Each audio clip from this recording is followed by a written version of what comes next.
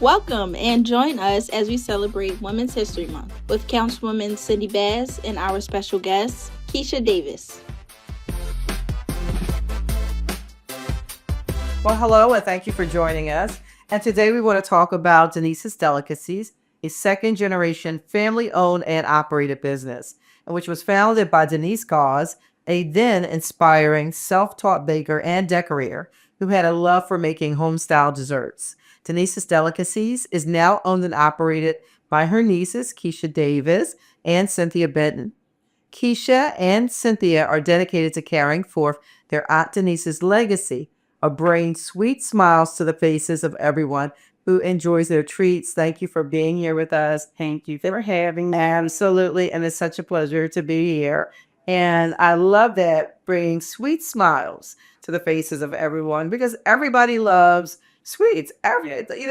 Listen, we were just talking about sugar being such an addiction, and we all love it though. It's just like, it makes you happy. It's a happy food. It takes you to a happy place. Why did you want to follow up in this family business? What made you want to get into the family business? Have you always been doing it as part of the business? So when mom was baking in her home, I was sifting flour at like 6 years old. Like, hell, I was cracking eggs. So before the bakery even existed, I was starting. But then when she got the bakery, I was there on weekends and after school or out of college, I was helping. So then I feel like the business has always been a part of me. I've always been a part of the business. Myself, I just needed to make sure that we carried the legacy forward. Okay.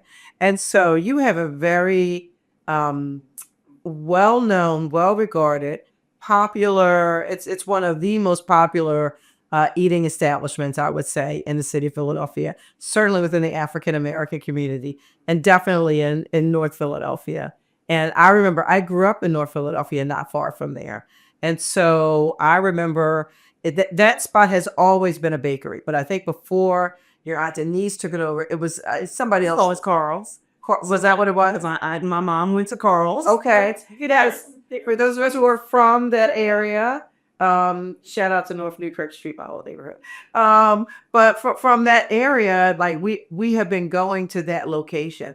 But when it became Denise's, it really turned into something totally different. And so we thank you for your many years of dedication, service, the what you all did and the legacy and vision for not just Denise's, but for the community. And running a business is, well, listen, running a business is hard. That's why I'm saying thank you. So, you miss a lot. You miss a lot of family events and activities and other things. You're open, every day and Saturdays. And so tell us about, like, how do you do that as a woman? How do you balance sort of the business and family life and you personal life? Because, self-care is not selfish. Right. You have to take care of you. Right. So talk to us about that a little bit. So it's a lot. And so thank you. Yes. And so we are very proud and happy to have served the community for over 35 years. We do feel like being in that location is like serving our family. So when you say the business is different than what was there before, it's ours. Yours, mine, ours, right? That's how we feel. Every customer that comes in, we feel like they're family. I'm so grateful to see every person who walks through the door, I promise. But how I balance it and how we balance it is, well, they are family. Our employees are family. It's a 24-hour business, so to speak. So you have bakers at night and things happening early morning and then in the evening, getting ready for the next day. But just knowing why we're doing it, it's for the people, and that's the employees. We employ people from the neighborhood.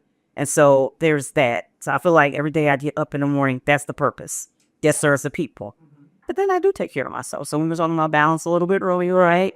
I do have to taste the sweets. I have to make sure they're on point. Yay. My eye comes through with the official table. And this how that's right. And the customers let us know what. But even with that, there's balance. I balance my diet. I'm worked out. So that's good. I want to take care of myself. Good. And so, but knowing that what we're doing is good for other people, that is actually what makes it all worth it. When there's a big event, a holiday, I know Resurrection Sunday, Easter is getting ready to happen. Ramadan is about to end.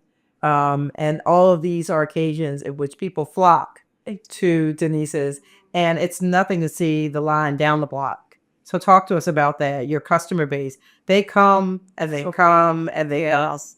And we're so thankful. Like I said, they're so loyal over the years. And it's hard to maintain that standard quality, right? My aunt always said it was easy to build it because she knew the love that she was putting into it. Everything that came from our family went into the business. And then you have to maintain that same standard to keep the people coming back. Some people will tell you you missed the standard, right? So we have to make sure that we keep that standard so they can come back and that they're happy. And we're happy to see them every time they come through that door, I promise. I know that's right. Do you think about growth? Like, I know it feels like, excuse me. I know it feels like, the business, it has a life of its own. As you said, it starts early in the morning. It's almost a 24-hour a day operation. I know there are different parts of the city that would love a Denise's, and you're in my district, in the 8th Council District, so I'm super excited about that. But I'd love to have a Mount Airy branch of Denise's. I still live in there. Okay. So we'd love to have you uptown. I'm sure South Philly would love a Denise's because people travel. Listen, I have a cousin, shout out Lisa Jackson. I have a cousin who comes to Denise's to buy any cake, without exception. And she lives in Bensale. Thank you, cousin. Yes. So people come from all over, and that's not unusual. It's not. So we are thinking about it, but the most in this economy, we got to do what makes the most economic sense, right? Amen. Expansion, maybe it's brick and mortar. We are starting shipping. All right. Wow. So stay tuned for that. So what does that look like, though? So if I live in LA, you're going to ship me some cupcakes or something? It may not be cupcakes right away. So I'm going to start with limited items. Okay. To start out, just to see how it goes. The pound cake. That's what builds a business. But that's coming hopefully by Mother's Day. Okay. So that's what expansion really looks like for us for now. But absolutely, I would love to partner or be in some other locations, either in the city or a little bit outside the city. So we'd love to do that. We'll see what 2027 may hold. Maybe not 2026. I'm going to encourage you to add a food line too, because your sweets are just so good. I can only imagine anything else that came out of your kitchen, how great it would be. Yeah, well, you know what? It's so interesting, and I'm going to say this, but next door is that fish store, right? Yes, before the fish store was there, we thought about making it like a sandwich shop. Why not? Alone. So I want to partner with you. maybe. Listen, I make a mean salad. Okay. Salads are my things. And I'm trying to tell you, I got the same in every street. I cook, right? Okay. My mother and my aunt, they all cook too. We all cook. Baking just happens to be the thing that, makes the money. Okay. All right. That's what's up. We'll see. So are other family members in the business there? So the family's pretty small, right? So I don't have any siblings or cousins. It's just us. Just you all. Yeah. Well, listen, I'm going to loan you some of my feeling. Okay. And so we're going to get another space and it's bigger and do, sandwiches, soups and salads. I'm going to do the salads. So we're going to go in business together. And then you get a slice of cake. I get a slice of cake after. Absolutely. It's an absolute pleasure to have you. And Likewise. Thank you for having me. So listen, of course. And your grandfather, everybody knows who your grandfather was.